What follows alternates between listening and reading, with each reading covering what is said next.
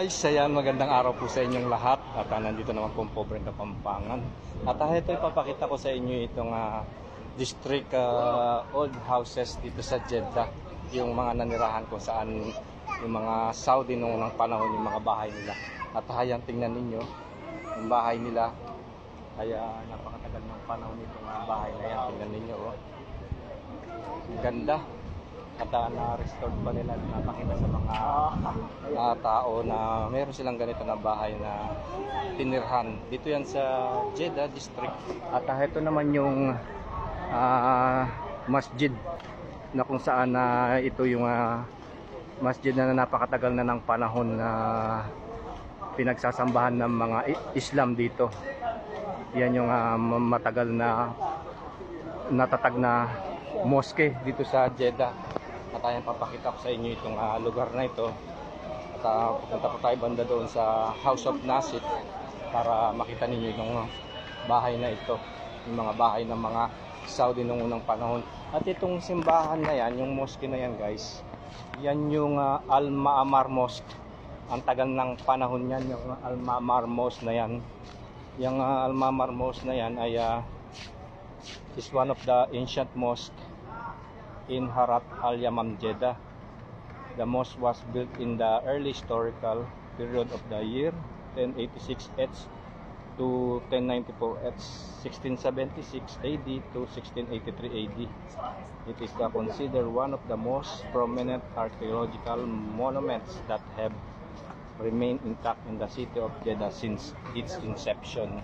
Yan nga po yung sinasabi ko sa inyo na masjid na napakatagal na ng panahon nitong masjid na yan. Napakaraming pumupunta dito na namamasyal, lalo na kapag Biyernes o yung Sabado dahil o day off nga. Ayan yung sinasabi kong Al-Ma'amar Mosque. So tayo na, pumunta pa tayo banda doon, papakita ko sa inyo yung Nasib House. At ito yung sinasabi ko sa yung Nasib Historical House. Yan ang tinira ng ating kaharian na bin Saud Abdulaziz. Yan, Nasib House. At ayan, nakikita ninyo yung kanyon. Napakatagal na ng panahon nitong kanyon na yan, oh. Yun yung metal. Yan nakadisplay sa pinaka-sentro nitong Nasib House. At ito naman guys, ito naman yung House of a Tree, name tree. Yan, napakatagal na ng panahon na yan, yung puno na yan, kung ilang taon na ang nakalilipas. At ayan, napakalaki, oh. Yan yung sinasabi ng Nasib House Historical. Yan ang name tree, House of a Tree. At tara, pasok tayo, papakita ko sa inyo itong Nasib House. Ito yung pinaka-attraction dito sa Jeddah. Yan ang tinira ng ating kaharian na si bin Ibn Saud King Abdulaziz. Tingnan ninyo, oh. Tara, pasok tayo guys. At eto, ayan. Ito yung mga nakadisplay dito sa loob. Kita ninyo yung mga kagamitan na ginamit dito. Tingnan nyo, na-restored pa nila, oh. At itong dikdikan, mga porcelas, pera. At itong mga gawa sa sa yun, mga yung pinggan, mga tasa. Yan yung kukay nila mga archaeological. Ayan, kita ninyo. At dito naman, yan yung mga tombstone, yung mga collection of gravestone slabs contains the name of notable figures, both men and women, as well as Quran verses and well-known supplication. The inscription date from 2nd to the 10th century AH 816 to 1590 AD, with some dated the 3rd century AH 850 AD. This gravestone highlight stages in the development of writing styles during the early Islamic periods. Ayan, nakikita ninyo. Pinakita ko lang sa inyo itong bahay ni Nasib. Ayan, oh, yung mga nakasulat dito. na tombstones. So ayan, yung pagkakagawa ng bahay na to ay tingnan ninyo, oh, napakatibay. Nakikita ninyo? Ayan. At ito yung mga kagamitan noon, no?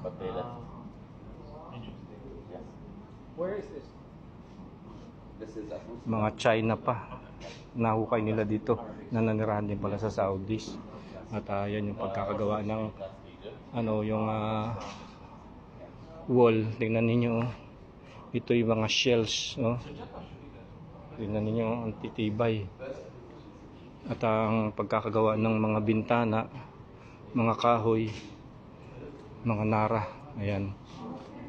At tingnan ninyo itong mga kagamitan dito noong unang panahon na yan, no? Na-restored pa nila at pinapakita sa mga tao. At ito, tingnan nyo yung banga, oh. Tingnan nyo, noon pa may banga na pa pala dito. Ito yung ginagamit ng ating mga ninuno noong unang panahon, kasi yung banga na yan ay malamig kapag may tubig. Naalala ko yung lolo ko noon, meron kaming ganyan na banga, kapag nagyan ng tubig yan ay malamig. So ayan guys, at pinakita ko lang sa inyo itong lugar dito sa Nasip. Inyo itong na to, oh, gawa sa mga porcelain na mga kagamitan pa ng China. Yung Al-Ain noong 19th century pa to 20th century AD. Yung archaeological site of Al-Ain located on Souk Al-Alawi, ito nga yung inikutan natin doon na Souk Al-Alawi is yung best preserved. Halimbawa, yung public watering place in historic Jeddah. Meron silang yung dyan sa ilalim niyan, meron niyang well, deep well. Was like added to the Qanat system sometimes during the 19th to 20th century, as the water source was from Wadi Kus that was used by local in previous years. It underwent at least one renovation by local tradesmen from Jeddah around the early 20th century.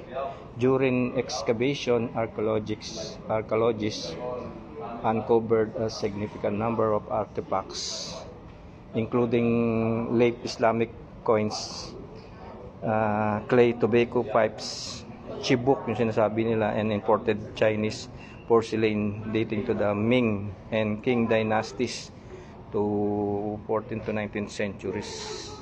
Although most of these finds were recovered from secondary context, they not less attest to Jeddah long history and extensive trades connection. Ito nga yung mga gamit na yan guys, so ang gawa sa mga porcelain yan. Itong mga yan, pangdikdik ng bawang at mga reka-rekado yan, mga kagamitan ng mga unang panahon yan. Yung mga meron ng una pa palang dumating dito yung mga China. At ito nga guys yung tombstone na nakasulat dito, yung mga bato na yung collection nila, yan ang nakikita ninyo. A collection of gravestones that contains the names of a notable figure, both men and women, yan, as well as Quran verses and well-known and supplications. The inscriptions date from the 2nd to the 10th century AH 816, 1590 AD, with some dated to the 3rd century AH 815 AD. This gravestone highlights a stage in the development of writing styles during the early Islamic periods. Yan yun guys. Tingnan nyo yung mga pagkakagawa ng kanilang tibay nito. Ni-restored nila para makita ng mga tao. Ayan. Marami mga pumunta dito guys. At dito sa na to, meron dito yung deep well diyan, no, sa ilalim, yung pinagkukuhanan ng tubig. At yan, diyan sila ng tubig. At napakalamig ang banga na yan. Diyan sa ilalim kung saan sila kumukuha ng tubig. So ayan guys, sana nag-enjoy kayo sa pinakita ko sa inyo. Dito yan sa Jeddah. Sa Jeddah Historic House, Old.